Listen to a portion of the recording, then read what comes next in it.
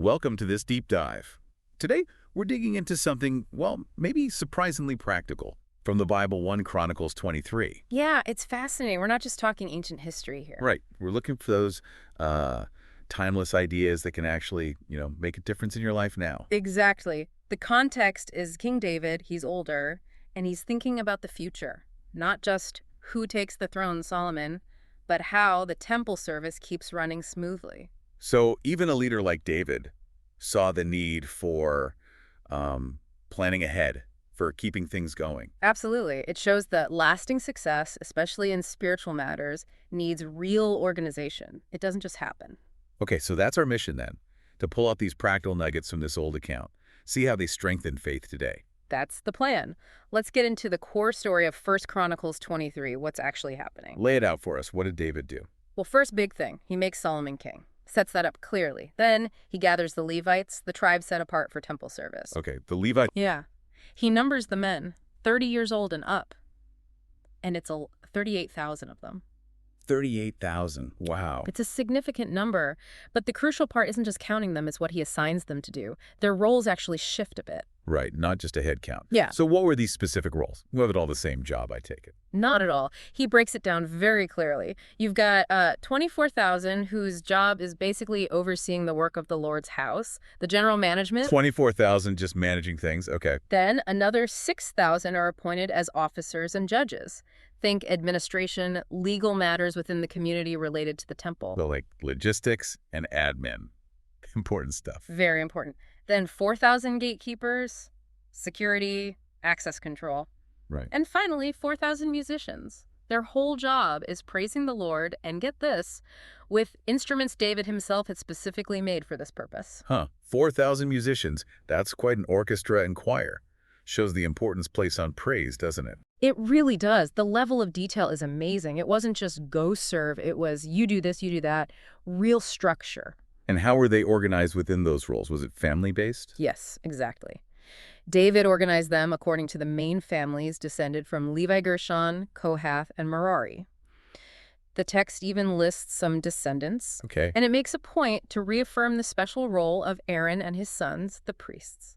They were set apart for the most holy tasks, burning incense, ministering directly before God, blessing the people. So the Levites supported the priests, but had distinct organized roles themselves. Precisely. And their roles were evolving. David mentions that God had given Israel rest. They weren't wandering anymore. The temple was going to be permanent in Jerusalem. So they didn't need to carry the tabernacle around. Right. That huge logistical task was over, so their service could adapt. David even lowered the starting age for service down to 20. Makes sense. Their duties became more focused on the temple building itself then. Yeah, assisting the priests, managing the offerings, keeping the place running, maintaining the courts and chambers, purifying holy objects. Sounds like a lot of day-to-day work. It was. Preparing the special shewbread, the flour for different offerings, even specific kinds of baked goods. Plus, ensuring accuracy in weights and measures for everything temple-related. That detail about weights and measures is interesting. Shows a concern for integrity in everything. Absolutely. And beyond the practical, they had a core spiritual duty, standing every morning and evening to thank and praise the Lord. A daily rhythm of worship. And assisting with all the burnt offerings during Sabbaths, new moons, the set feasts, all according to the specific rules. Their main job was to support the whole system, help the sons of Aaron, the priests. It's quite an impressive system. So when we step back from the details, what are the big enduring principles we can grab onto today? Okay, first big one I see is this. Prepare for transitions. David doing this before his death. That's huge. It tells us to be proactive, plan for the future in our work, our families, our communities of faith. Don't just wait for change to happen, but actually set things up for success. I like that. What else? Second, value every single role. Look at all those different jobs, musicians, gatekeepers, administrators. Not everyone was front and center, but every single one was vital. Yeah, that's a great point. It wasn't just about the high-profile priests. Exactly. It's a powerful reminder for us, In any team, any church, any family, the behind-the-scenes contributions are just as crucial. Your specific skills matter wherever you use them. That really lands.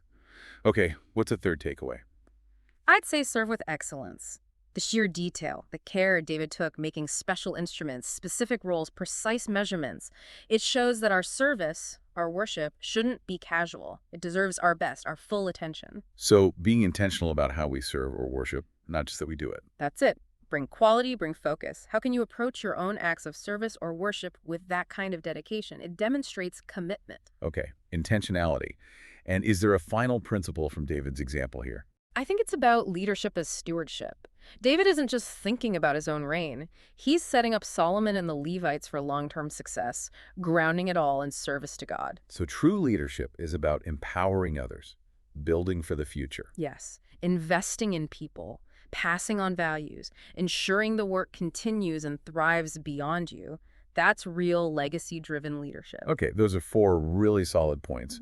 How does grasping all this, the organization, the principles, actually help strengthen our faith today? Well, seeing God's hand in this kind of detailed order back then, it can build confidence that he's still orderly and involved in the details of our lives now. Right, it's not chaos. There's a plan. And knowing every role was valued reinforces that you are a vital part of God's bigger picture, no matter what your contribution looks like. You matter. That's encouraging. Plus, the call to serve with excellence. That naturally pushes us towards a deeper, more reverent relationship with God in our daily lives. Taking our faith seriously. And finally, seeing leadership as stewardship reflects God's own character, his care, his provision. It encourages us to trust his plan, not just for us, but for those we influence too. So the takeaway really is that just like David brought order and purpose through careful planning for the temple, Yeah. we can apply these same ancient ideas, preparation, valuing everyone, excellence, stewardship, to bring more order and purpose to our lives today. And ultimately, deepen our connection with God through it all. So here's something to think about. Yeah. Consider one area in your life right now. Could be work, family, maybe your own spiritual habits. Where could applying one of these principles, maybe better preparation, or consciously valuing everyone's part, or aiming for excellence, or leading with legacy in mind, where could that bring more purpose, more order? And strengthen your faith in the process. What's just one small step, one intentional action you could take this week based on that?